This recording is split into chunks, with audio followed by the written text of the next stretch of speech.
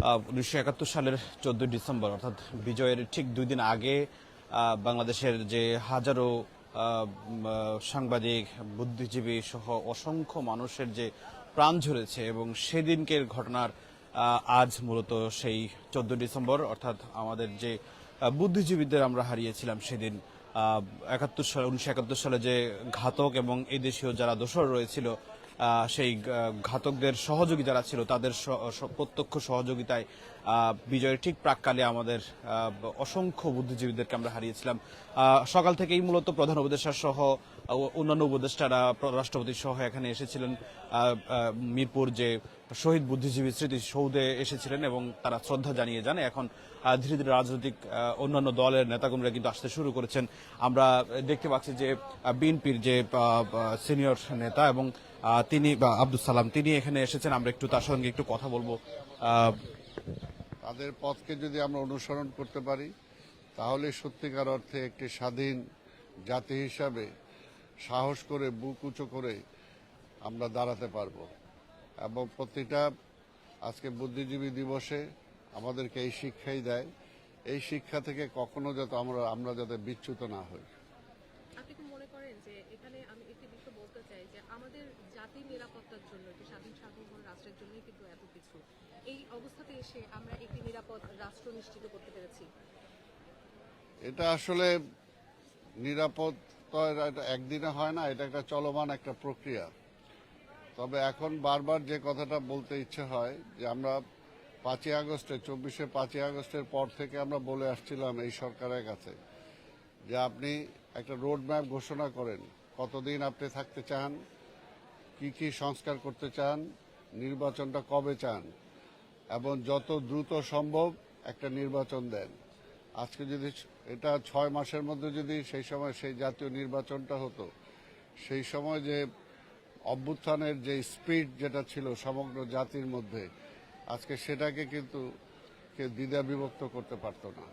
এবং সেই স্পিড নিয়ে যদি একটা নির্বাচিত সরকার এই সরকার যদি উপহার দিতে পারত তাহলে এতদিনে আমরা একটা ট্র্যাকের মধ্যে উঠে যেতাম।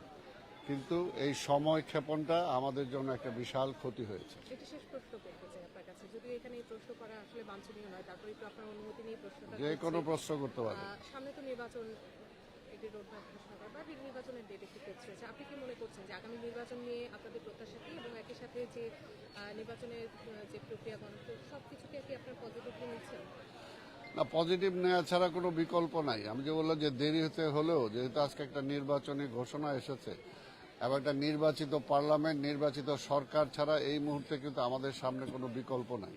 জাতিটাকে যদি সামনের দিকে এগিয়ে নিয়ে যেতে হয়, আমাদের যে সমস্যা আজকে সৃষ্টি হয়েছে, বিশেষ করে অর্থনৈতিক যে সমস্যা, যে স্থবিরতা, আজকে যে বেকার সমস্যা বেড়েছে, আজকে মানুষের দৈনন্দিন জীবনের যে আজকে যে উৎকণ্ঠা, এগুলো থেকে যদি উত্তরণ ঘটাতে হয় তাহলে একমাত্র একটি নির্বাচিত পার্লামেন্ট ছাড়া কোনো বিকল্প নাই। তাই কাজে এই মুহূর্তে বলবো এই সরকারকে যে সকল অংশগ্রহণকারী সকল দলকে নিয়ে এবং সকল জনগণকে উদ্বুদ্ধ করা যে আজকে যে শঙ্কার মধ্যে এখনো আছে মানুষ যে নির্বাচন হবে তো হবে কিনা, এই প্রশ্ন থেকে উদ্ধার করতে হবে এবং সকল রাজনৈতিক দলকেও একসাথে এক বাক্যে বলতে হবে যে এখন আমাদের সামনে অন্য আর কোনো কিছু টার্গেট নাই, একটাই টার্গেট যে ফেব্রুয়ারিতে নির্বাচন হবে, সেই নির্বাচনে আমরা সবাই অংশগ্রহণ করব এবং আমরাই চেষ্টা করব এই নির্বাচন যাতে সুন্দর হয়, সুষ্ঠু হয়, স্বতঃস্ফূর্ত হয়। শেষ করতে চাই যে জানেন যে গতকালকেও উত্তরে একটি ঘটনা ঘটেছে, সেখানে এটি কারাওয়া করিয়েছে জানি না, 2 জন জুলাই যোদ্ধাকে কুপিয়েছে। এর আগে উসমান হাদির অবস্থা খারাপ ছিল। সার্বিক বিষয় কি মনে হয়, মানে পরিস্থিতিকে আসলে নির্বাচন ঠেকানোর জন্য আসলে এই ধরনের ঘটনা? এটা তো আমরা প্রথম থেকে বলে আসছি যে একটা গণতান্ত্রিক পন্থায় দেশটা যাক, এটা তো কোনোভাবেই স্বৈরাচারের দোসররা স্বৈরাচাররা কোনোভাবেই চাবে না। তো সেই কারণে তো আমরা বলে আসছি যে এগুলো ষড়যন্ত্র চলবে। তা আমরা যদি এই মুহূর্তে বিভক্ত না হয়ে আজকে যারা আমরা আন্দোলন সংগ্রামে ছিলাম, দীর্ঘ 17 বছর সংগ্রাম করেছি এবং চূড়ান্ত পর্যায়ে যে ছাত্র যুবকরা শ্রমিকরা সবাই যে নেমে এসেছে, আজকে সেই স্পিডটা নিয়ে আমাকে নির্বাচনে যেতে হবে, এছাড়া কোনো বিকল্প নাই। কাজে ঐক্য ছাড়া কোনো বিকল্প নাই। দর্শক, আমরা কথা বলছিলাম যে বিএনপির নেতা আব্দুল সালামের সঙ্গে এবং তিনি বলছিলেন যে শহীদ বুদ্ধিজীবীর আজকে যে দিনটি সেই দিনটি উপলক্ষে যারা এসেছেন এবং তার শ্রদ্ধা জানাতে মূলত এখানে এসেছেন। এর পাশাপাশি তিনি বলেছেন যে আগামী জাতীয় সংসদ নির্বাচনে গত 2 দিনে যে আইন শৃঙ্খলা পরিস্থিতির যে অবনতি হয়েছে সেটি মূলত আইন শৃঙ্খলা রক্ষাকারীর যে অবনতি হয়েছে সেটির মাধ্যমে দেশের পরিস্থিতি ঘোলাটে করতে চায় একটি শ্রেণী এবং সেকে কেন্দ্র করে মূলত নির্বাচন পেছানোর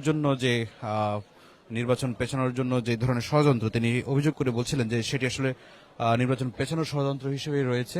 তো আমরা তাদের কথা শুনছিলাম, সাধারণ মানুষের কিছু কথা শুনতে চাই।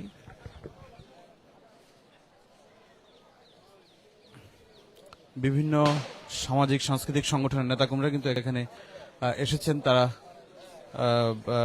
বিভিন্ন রাজনৈতিক এবং পেশাভিত্তিক অনেক সংগঠন তারা এসেছেন।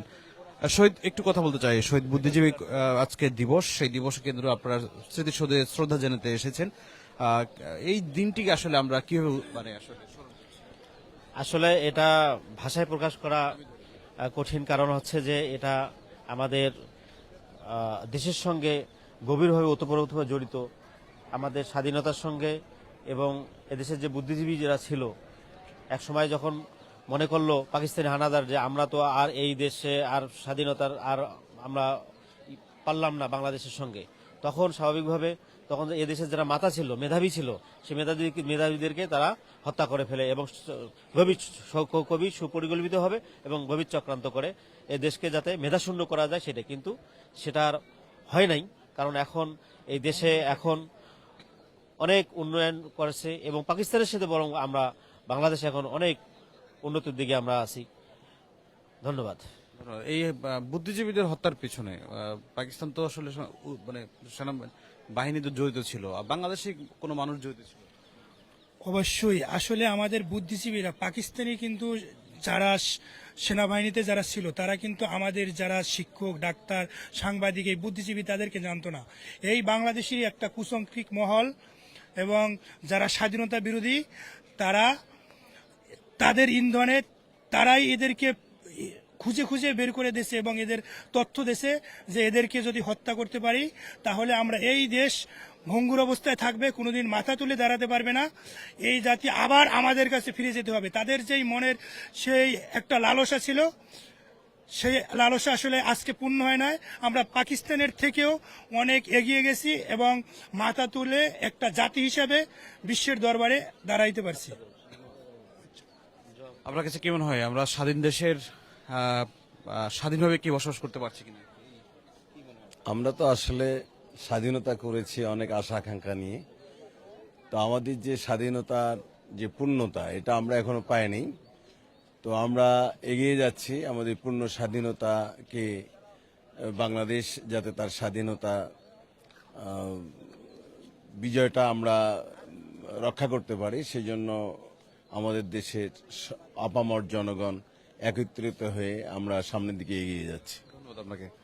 দর্শক, আমরা কথা বলছিলাম সাধারণ বিভিন্ন পেশাভিত্তিক সংগঠনের সঙ্গে। তো মূলত আজকে ভোরেই প্রধান উপদেষ্টার মূলত এখানে এসেছিলেন, এরপর প্রথমে রাষ্ট্রপতি এসেছিলেন, এরপর প্রধান উপদেষ্টা এসেছিলেন, এরপর উপদেষ্টাদের অন্যান্য সদস্যরাও কিন্তু এখানে শহীদ বুদ্ধিজীবী মিরপুর শহীদ বুদ্ধিজীবী কবরস্থানে কিন্তু স্মৃতিসৌধে কিন্তু এখানে এসে তারা শ্রদ্ধা জানিয়ে যান।